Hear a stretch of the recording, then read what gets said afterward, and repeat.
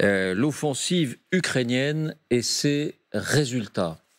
Il est clair, et ça doit être le préalable, que cette offensive en est à ses tout premiers pas. Et on l'a souvent rappelé ici, il y a peut-être 8 ou 10 000 hommes qui sont engagés dans cette offensive, alors que le nombre de soldats prévus est bien supérieur. Donc on en est au tout début. Il n'empêche, on parlait de coups de sonde, on parlait de premiers tests. Que donnent ces coups de sonde? Que donnent ces premiers tests? En clair, est-ce que la progression peut être constatée, une progression peut être constatée, ou bien est-ce que c'est une stagnation? Et y a-t-il déjà des enseignements à en tirer? Parce que ça fait 3 ou 4 jours qu'on ne voit plus ce qui se passe précisément. On parle des méthodes d'attaque ukrainienne, on parle de cette défense russe qui peut nous surprendre par sa vaillance d'une certaine manière. On a beaucoup parlé des champs de mines, mais qu'en est-il des mouvements sur le front? Alors on a décidé de s'en emparer, de faire ce travail. On va prendre le temps, mettre les choses sur la table avant de vous entendre. Voici les indispensables avec Justine Fraissinet. Bonsoir Justine. Bonsoir David, bonsoir à tous. Donc, posons la question très directement. L'armée ukrainienne est-elle en progression ces 2, 3, 4 derniers jours depuis lundi où on avait tenté de faire un premier bilan? Bien, disons-le clairement, la réponse est plutôt négative. Et pour être plus précise, s'il y a une progression, elle est très modeste, elle n'est pas significative. Rappelons que les attaques se concentrent surtout sur 3 axes. D'abord, ici à Zaporijia, ici à Velika Novosilka et ici, plus au nord, à Bakhmout. Dans la zone de Bakhmout, les Ukrainiens poussent sur les flancs nord et sud de la ville, sans grand succès pour le moment. On parle de quelques centaines de mètres en quelques jours. Dans la région de Zaporijia, ce n'est pas très fructueux non plus. Voilà la carte que l'on vous montrait lundi. Et voici les positions. Aujourd'hui, Kiev aurait avancé de 3 km à certains endroits, comme par exemple ici, vers le village de Lobkové. Mais effectivement, rien de vraiment significatif. Et c'est sur le 3e axe, celui de Velika Novosilka, dans la région de Donetsk, que les batailles sont les plus actives et les mouvements les plus marqués. Mais est-ce vraiment à l'avantage des Ukrainiens ? Ils viennent de gagner par exemple 13 km² à l'ouest de la ville. C'est la zone qui se situe ici. Sauf que les Russes, eux aussi, ont gagné du terrain. Plus 16 km² ici, plus 21 km² là.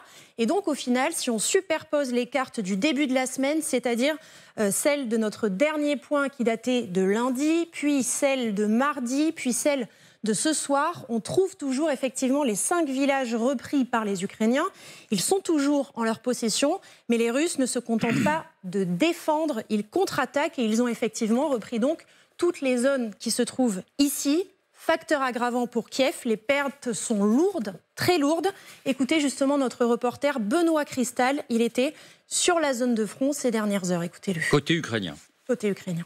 Si vous parlez aux infirmiers, aux médecins, c'est très dur parce qu'ils nous disent qu'ils interviennent très souvent, qu'il y a beaucoup de morts. Et notamment l'équipe à qui nous avions parlé il y a 2 jours, ils avaient perdu 3 médecins lors d'une intervention. Au total, écoutez le premier bilan qui est tiré par Cédric Masse, historien militaire que l'on connaît bien ici. Sur certains axes, principalement au sud de Veliki Novosilka, nous avons donc des avancées qui ont été confirmées par des images géolocalisées. Et surtout, l'armée ukrainienne a mordu dans ce secteur-là, mais aussi dans d'autres secteurs de manière beaucoup plus réduite, a mordu sur la première ligne de défense. Mais ce n'est pas significatif à l'échelle du front et à l'échelle du conflit, bien évidemment. Voilà. Donc, c'est le premier constat. Et on dit qu'il ne faut pas désespérer Billancourt, il faut dire la vérité. Voilà, nous sommes journalistes et on se doit de dire quand ça progresse, on se doit de dire quand ça stagne, et visiblement ça stagne. Est-ce que les Ukrainiens gardent toujours le silence sur ces opérations, Justine, ou bien est-ce qu'ils reconnaissent que ça ne progresse pas ?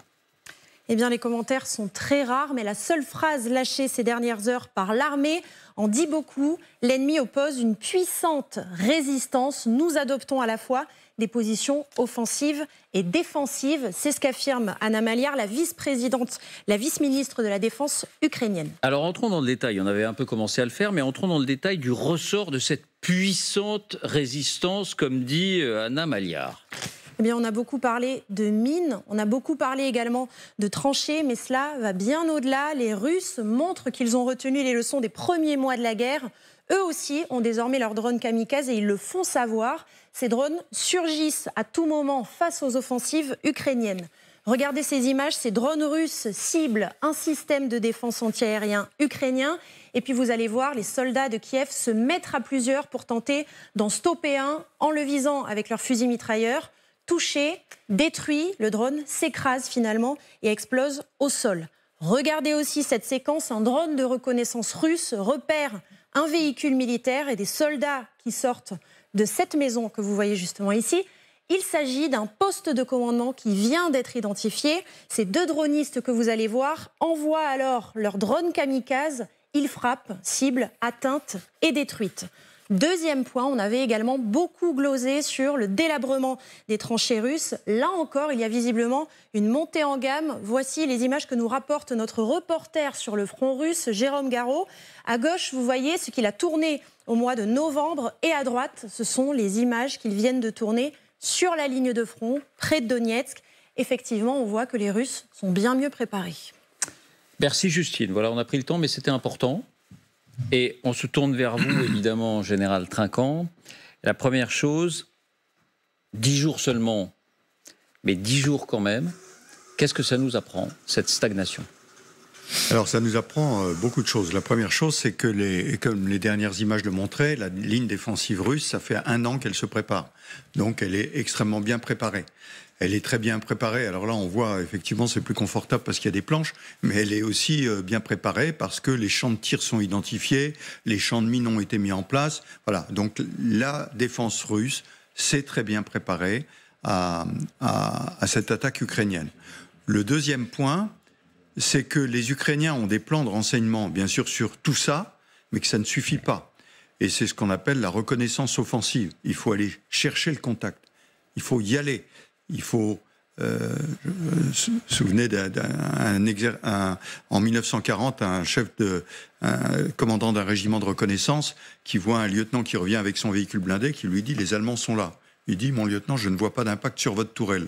Retournez préciser le renseignement ». C'est un peu ça. Il faut aller au contact. Tant que vous n'êtes pas au contact, vous ne savez pas vraiment ce qui se passe. Alors évidemment, ça ne va pas vite. Les mines, c'est l'horreur. Dès qu'il y a les mines, on change de planète. On va très très lentement. Vous me faisiez part tout à l'heure, dans une conversation avant de rentrer sur ce plateau, de votre expérience à l'école de guerre. Non, mais alors, pas à l'école de guerre. Lorsque j'étais à l'école de cavalerie et que nous montions des exercices, et quand on tombait sur des mines, notre instructeur nous disait « on change de planète. Au lieu de faire ce passage en 2 heures, vous le ferez en 2 jours ». Donc c'est extrêmement lent, parce qu'il faut déminer, mais en plus ça désorganise le dispositif, et les véhicules, si par hasard il y a un véhicule qui a sauté sur une mine, vous voyez l'effet que ça fait sur le reste du dispositif. Donc tout ceci ralentit considérablement, mais c'est nécessaire pour arriver à identifier les endroits où il faut aller. Alors attendez, c'est nécessaire, donc c'était presque prévisible, donc ça n'a rien de décourageant. Non, absolument pas. C'est pas décourageant, c'est normal.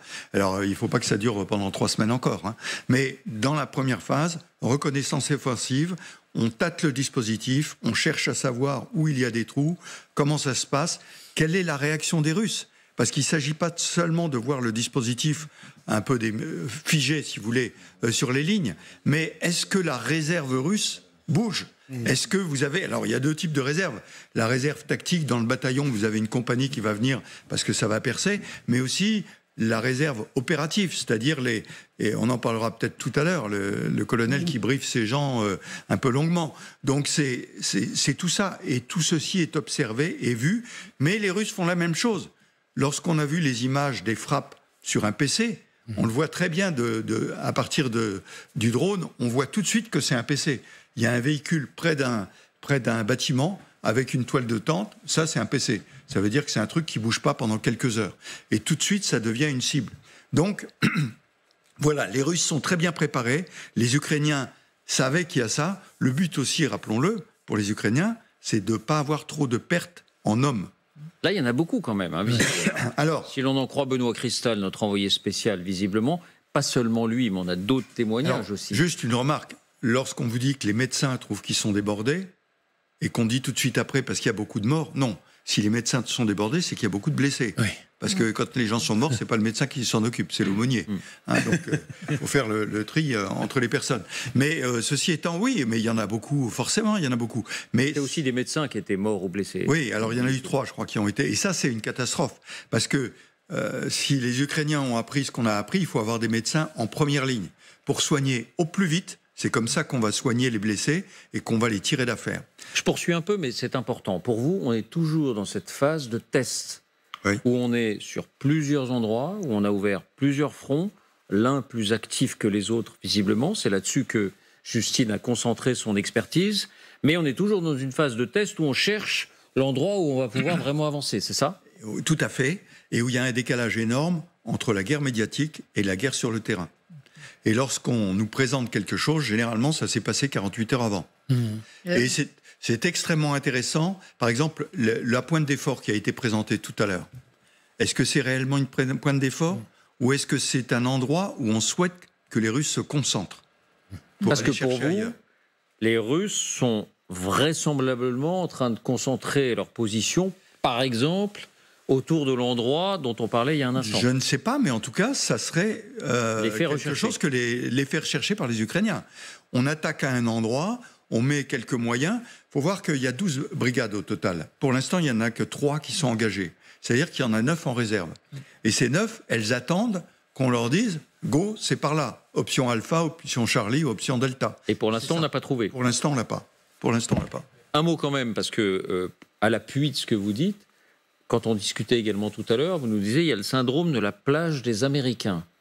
Vous parliez du débarquement en Normandie le 6 juin, et vous disiez il y a eu un moment où, d'après moi, d'après vous, peut-être que les Alliés se sont posé la question de l'échec du débarquement. Oui, sur certaines plages, ça a été extrêmement dur, et ils n'arrivaient pas à déboucher. Et donc, ils se sont dit... Mais c'est Omaha, où je suis allé voir le cimetière, qui est impressionnant. Ouais. Et à Omaha, ils se sont dit, on échoue là, et on ne va pas pouvoir. Est-ce qu'il faut rembarquer ? Est-ce qu'on peut continuer ? Et ensuite, la deuxième phase, il faut se rappeler, alors c'était le bocage, donc c'était un peu compliqué le bocage, mais c'était mortel, ça a duré extrêmement longtemps. Ouais. Et en fait, la clé, c'était les réserves. Alors, pour les Alliés, c'était combien on arrive à mettre de chars à débarquer, tout ça. Et pour les Allemands, les réserves étaient au nord de la Seine, parce que l'opération Fortitude avait réussi à faire croire aux Allemands que finalement, la Normandie, c'était pas la véritable attaque, qu'elle allait attaquer ailleurs. Et donc, ils étaient au nord de la Seine. Donc, tous les ponts ont été cassés sur la Seine pour ralentir le déploiement des réserves. Mais quand les réserves se sont déployées, les Panzer Division qui sont déployées là, ça a été extrêmement dur. Et donc, ça ne s'est pas fait en 8 jours, ce que je veux dire. Alors, vos questions, vos réflexions, Jean. Je rebondis sur ce que vous disiez, et en même temps sur votre question. Je rappelle quand même que le débarquement du 6 juin 1944, il a été précédé 1 an auparavant du débarquement en Sicile. Et ça a failli très mal tourner en Sicile, parce qu'il y avait une très mauvaise coordination, et on a appris énormément à ce moment-là en Sicile de la façon de mener un débarquement et de coordonner les troupes. Donc s'il n'y avait pas eu la Sicile, il n'y aurait pas eu la Normandie. Là, le problème, c'est que le front, il n'y a que l'Ukraine. Donc, il n'y a pas de Sicile, là. Il n'y a pas de Sicile. Donc, ils y vont, et là, je rejoins le général. Ils sont en train de tester le dispositif, et je ne crois pas vraiment... Enfin, je suis très surpris, parce que là, ce qu'on voit, c'est en gros, donc l'offensive, c'est l'offensive que tout le monde attendait. C'est-à-dire, ils vont rentrer là, un peu comme si les Allemands s'étaient précipités en juin 40 sur la ligne Maginot. Boum. Et c'est pas ce qui s'est passé. Donc ma question, elle est, où sera la véritable offensive ? Est-ce qu'elle aura vraiment lieu là, c'est-à-dire au centre du dispositif, parce que c'est effectivement ce qui semble viser, ou est-ce qu'on va avoir une surprise du chef ? Ils vont attaquer ailleurs. Alors je pense qu'aujourd'hui, c'est le brouillard de la guerre. On n'en sait rien, il faut être super prudent.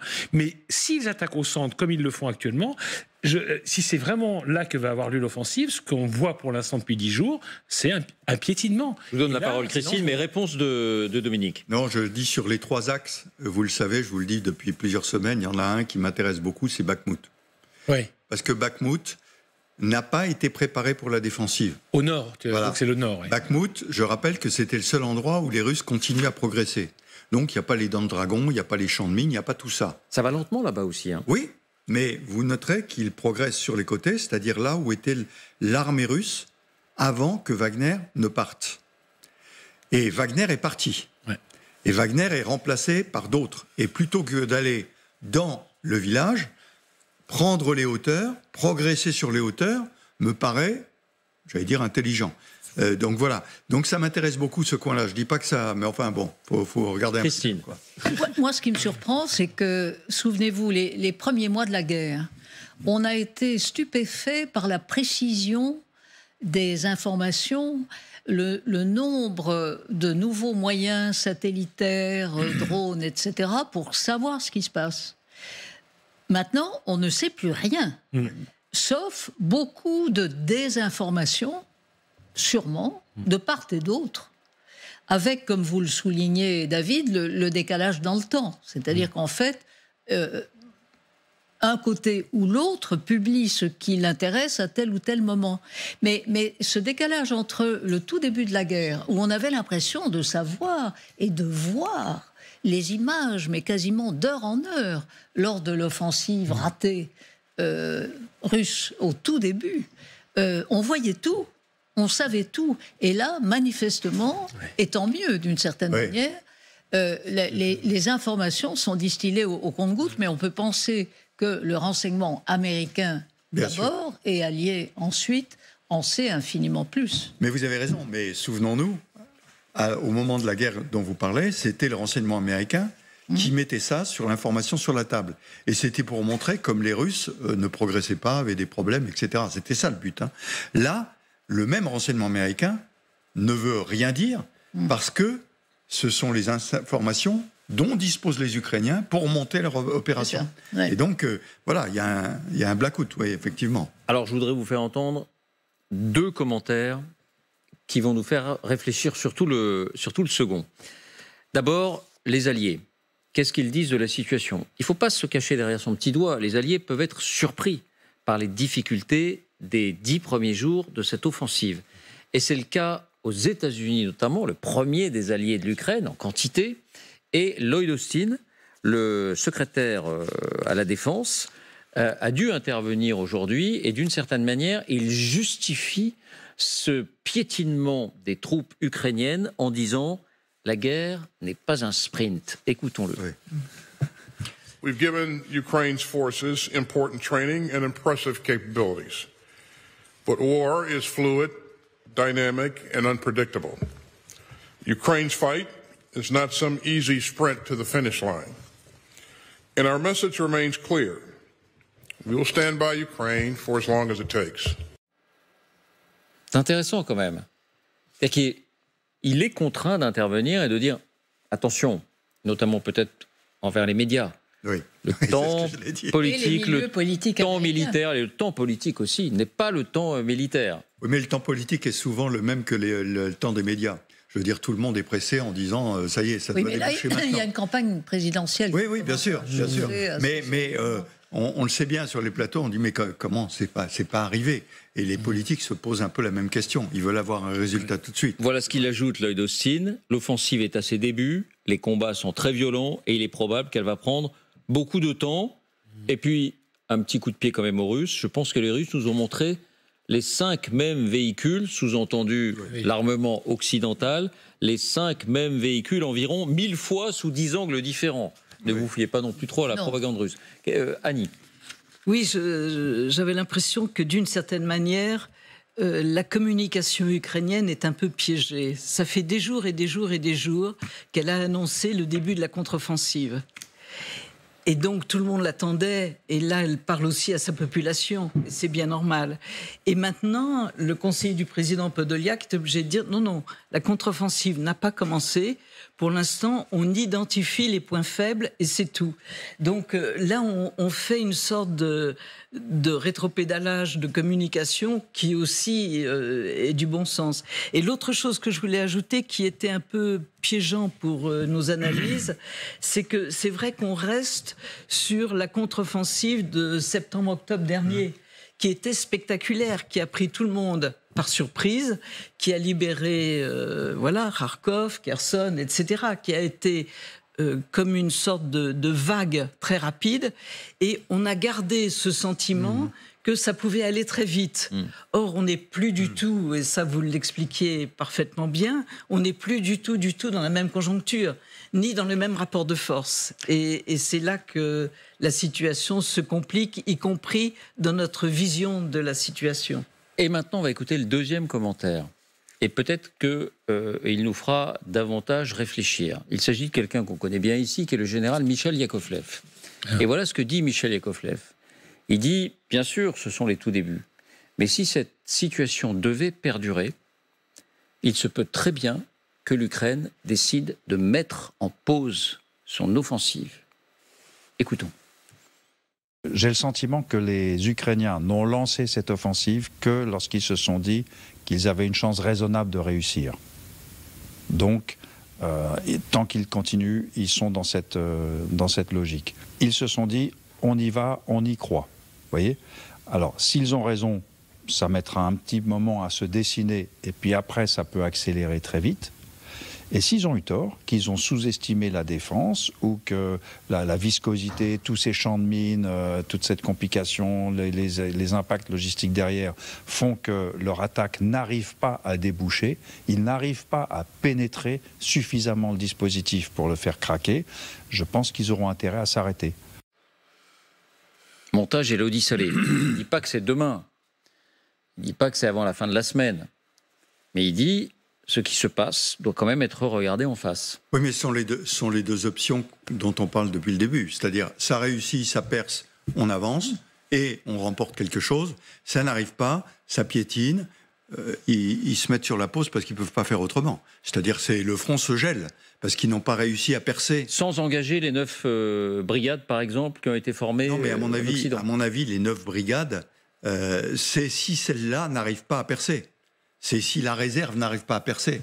Je pense qu'ils ne vont pas s'arrêter aux prémices de la bataille. Ils ne peuvent plus. Comme vous le disiez très bien, madame, il y a aussi les élections américaines, 2014. Donc avant l'automne, il faut avoir remporté quelque chose. Remporter quelque chose. Alors je ne dis pas que ça va être la mer d'Azov, Mariupol ou Mariupol, mais il faut remporter quelque chose. Parce qu'on peut le comprendre de plusieurs manières. Est-ce que le général Yakovlev sous-entend peut-être qu'ils vont s'arrêter en attendant, par exemple, un nouveau saut dans les livraisons d'armes, c'est-à-dire, tout le monde pense aux avions de guerre, aux avions de chasse. Est-ce que ça peut être ça ? Non, parce que si vous voulez retarder aujourd'hui, on parle de l'offensive d'été, là. Si ça arrive à l'automne, ça veut dire pas d'offensive avant un bout de temps, avant l'été suivant. Et donc, voilà, ça veut dire que les Ukrainiens disent « OK, pousse » et on attend un an. Avec le sujet que vous exposiez à propos... bien sûr des élections américaines, mais de l'usure aussi peut-être des Européens, ça me paraît assez peu probable. Mais en plus, quand même dans l'histoire, on voit bien la défensive ne suffit pas. C'est-à-dire qu'il faut la défensive et il faut, dans les batailles militaires, il faut toujours la défensive et une masse de réserve. Et là, ce qui est bizarre dans cette histoire, c'est qu'on ne sait pas quelle est la masse de réserve russe. C'est pas que des mines et des plots de béton qui vont empêcher l'offensive. Juste à côté de cet endroit où a lieu la contre-offensive, il y a eu la bataille en 1943 de Koursk. Donc c'était un saillant qui était avancé avec des lignes de défense, etc. Et les Allemands auraient pu gagner cette bataille. Ça s'est joué à ça, ça pouvait renverser complètement la guerre. Et pourquoi ils n'ont pas réussi à percer ? Parce qu'il y avait une masse de réserve du côté russe qui est venue au secours des armées qui étaient dans ce saillant, et ça a fait tout basculer. Et là, c'est bizarre, on ne parle pas des armées de réserve russes, on ne sait pas ce qu'ils ont comme masse. Là, on sait les Ukrainiens, on sait qu'il y a les 9 brigades qui sont derrière et qui peuvent faire basculer le front, mais du côté russe, s'il n'y a rien, je peux vous assurer que ça peut basculer en quelques jours. Mais enfin, à mon avis, il y a une réserve aussi, et on n'en parle pas parce que l'intérêt du renseignement aujourd'hui, c'est de savoir où elle est et ce qu'elle fait. D'accord. Et l'intérêt, c'est justement de la faire bouger vers là où on veut qu'elle aille. Vous parlez des Ukrainiens ou des Russes, là ? Des Russes. Des Russes, oui. L'intérêt, c'est de les identifier et de la faire bouger là où on veut qu'elle aille pour pouvoir attaquer ailleurs. Ne pas lui permettre d'attaquer la contre-attaque ukrainienne. C'est ça l'intérêt. Moi, ce qui m'inquiète beaucoup là-dedans, c'est l'absence d'aviation. Ouais. L'absence d'aviation russe, vous voulez dire. L'absence d'aviation russe, parce que on sait que les réserves russes bougent lentement. il faut le temps de décider, etc. L'aviation, ça peut intervenir très vite.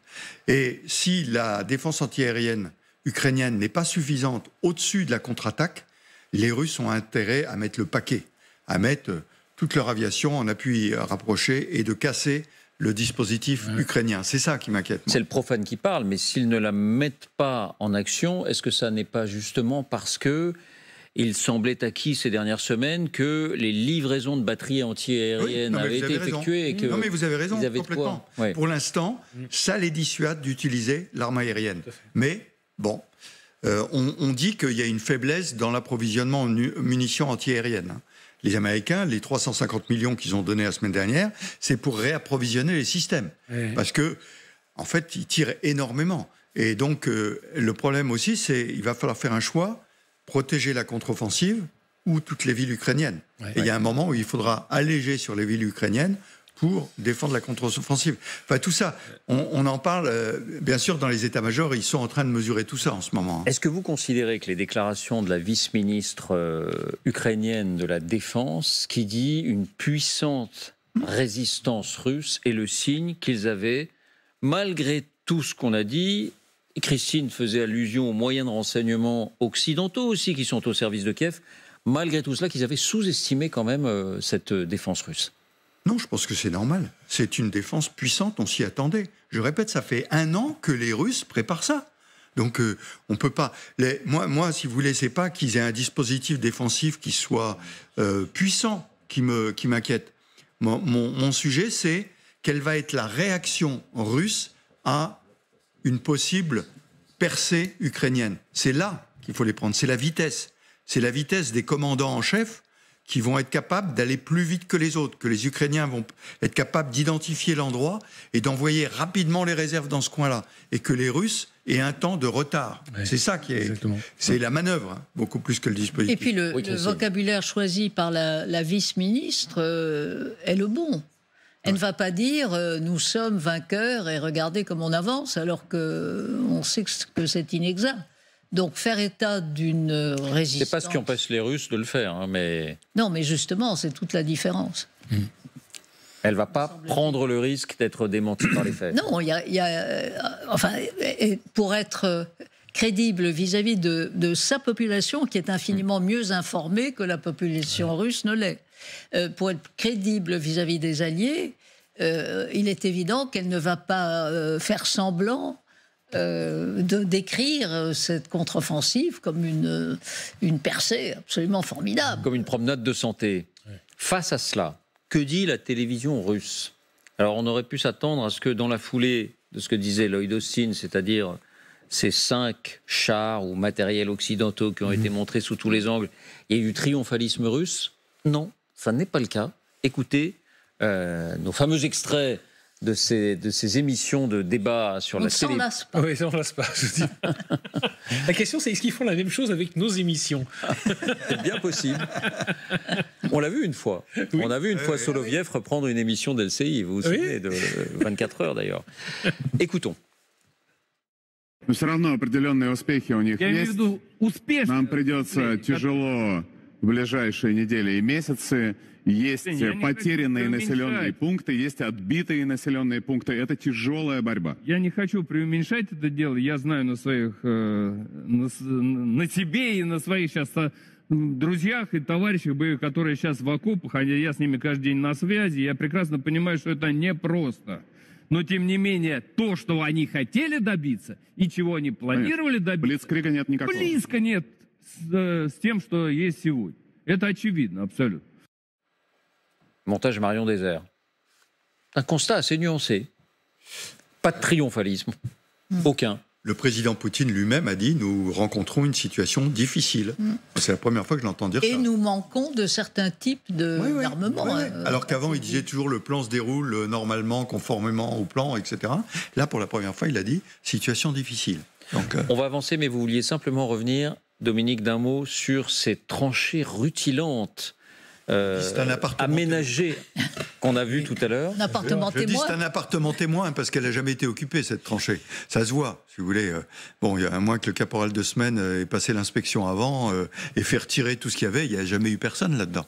Donc, C'est peut-être justement l'une des tranchées des deuxième ou troisième lignes, c'est-à-dire les plus étoffées, oui, peut-être. qui pour le coup se distingue de ce qu'on avait l'habitude de voir jusqu'à présent, c'est-à-dire de ces tranchées en déshérence à peine aménagées. Mais ça, c'est dans une zone reprise par les Ukrainiens ou Ça, c'est dans une zone de la défense russe. D'accord, Et c'est côté russe, donc. notre correspondant Jérôme Garraud, avec son équipe, dont le nom m'échappe, mais qui ont pu tourner ces images. Donc, ils sont côté russe, ils sont du côté de la défense russe. Et donc, c'est Potemkin. Mais il n'y a personne. Alors, il y a Près personne. de Donetsk. Voilà. On ne voit pas d'armes, il n'y a personne. C'est Non, mais pas occupé, il a raison, le ça général. peut être intéressant parce que si vous dites, s'il est juste que c'est par exemple la troisième ligne, ça veut dire qu'elle n'est pas occupée.